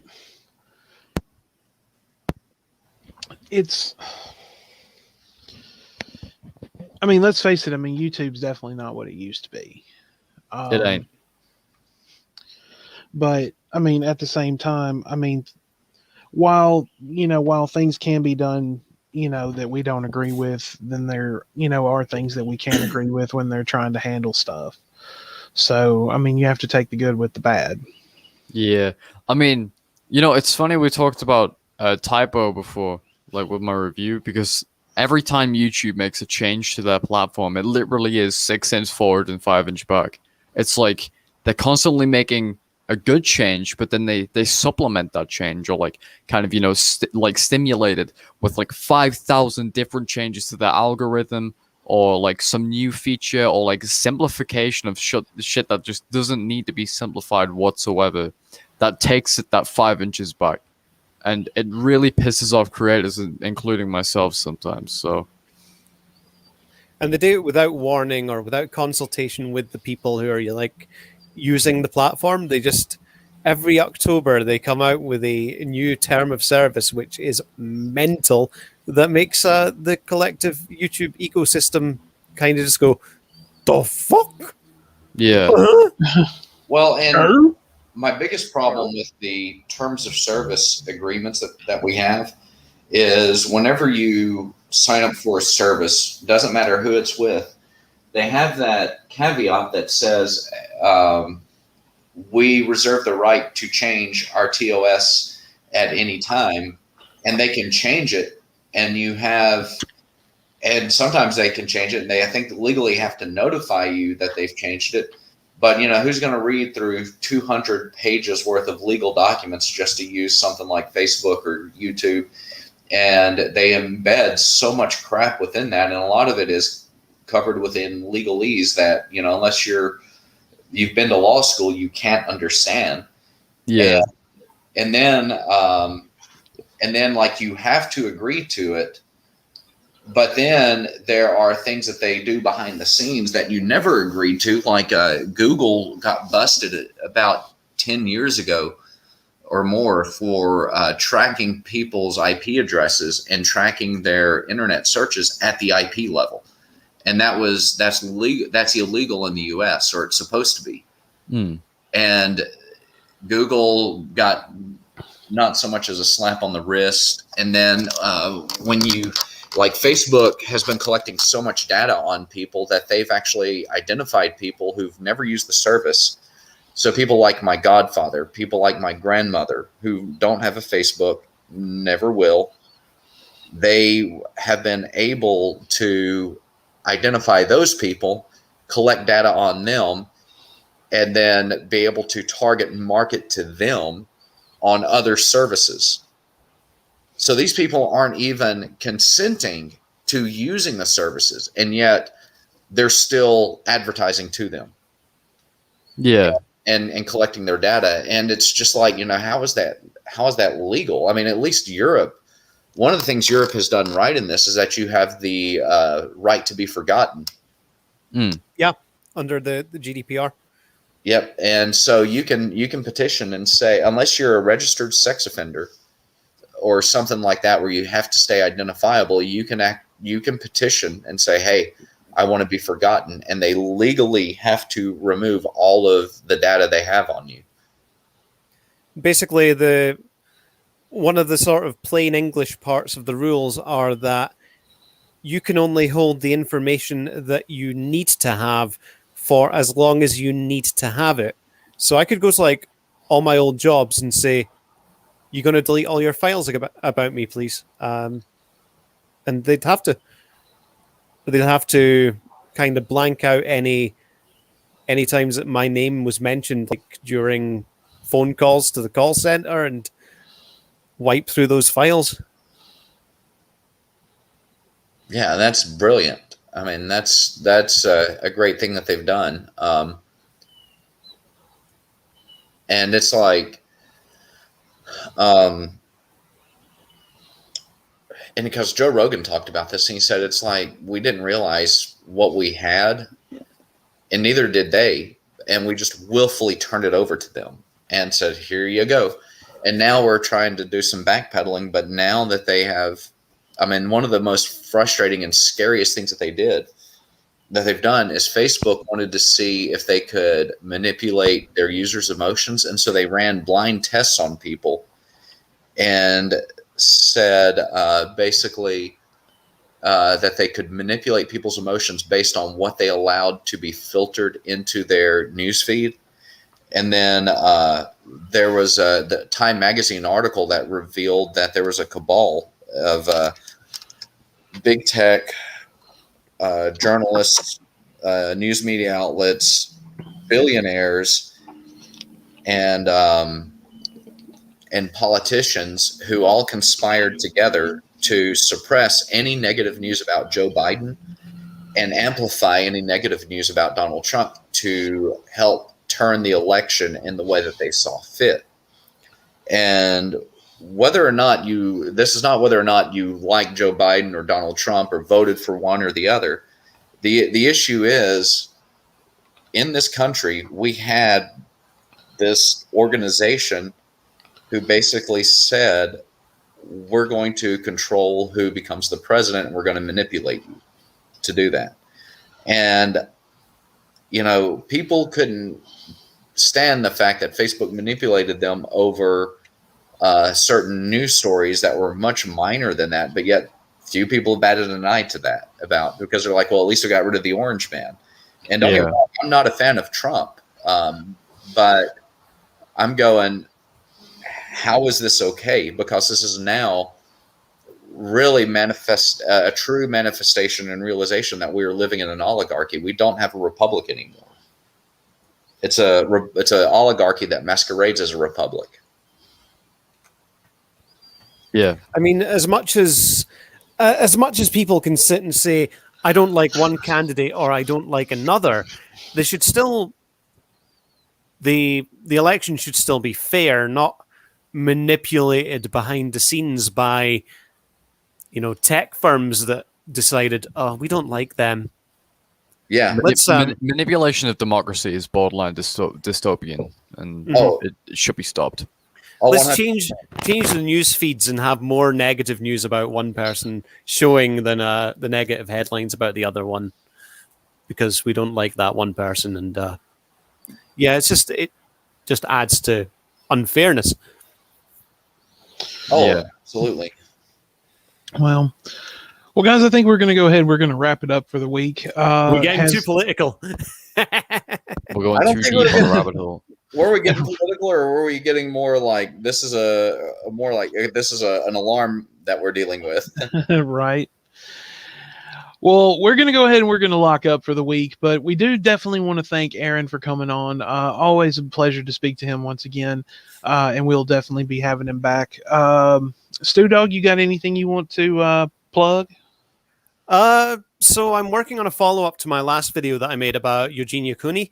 I have a Twitch live stream in my editor that I'm cutting through, looking for parts of her defending herself that I think can be rebutted using the YouTube terms of service. It's quite a difficult stream to go through because she's quite annoying. But yeah, I still need to trim out about another 3 or 4 hours of that stream to get literally like the 5 minutes of content that I need from it. All right, Warner, what about you? Tell us how the project's coming. I am currently at a standstill with the project. The reason is because I'm currently waiting on Donkey to finish his 2 tracks, as well as I'm waiting for some voice actors, which is a new development that I have, kind of loosely employed to do some work for me at no additional cost for some promotional material that I'm putting together.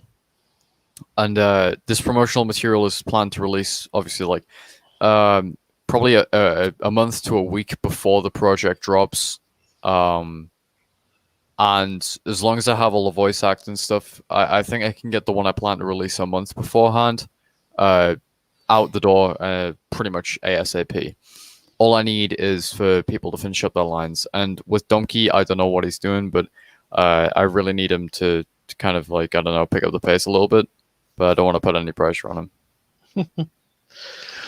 All right. Well, we will also be back next week as usual. I'm going to try to get us a guest lined up.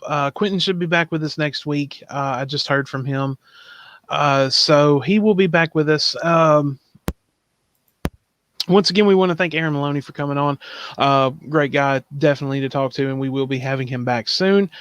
Do want to thank all the everyone who stopped by today. Of course, Sterno was here, Bonk was here for a little while. We also had Lady Vac. Sir Hatman popped in to say hello. We had the very, very distinct honor to have Lady Damocles come and visit us today, and thank her again for that. That's very flattering. Thank you so much. But yeah, it has in fact been a good one. But we will see you next week, 2 p.m. Central, 3 p.m. Eastern, 8 p.m. UK time. If you haven't already, go ahead and hit that subscribe button for us. Get the notification bell on. Like the stream if you haven't already. It really, really helps us out. So guys, we will see you then. And until next Saturday, peace be with you. And also with you.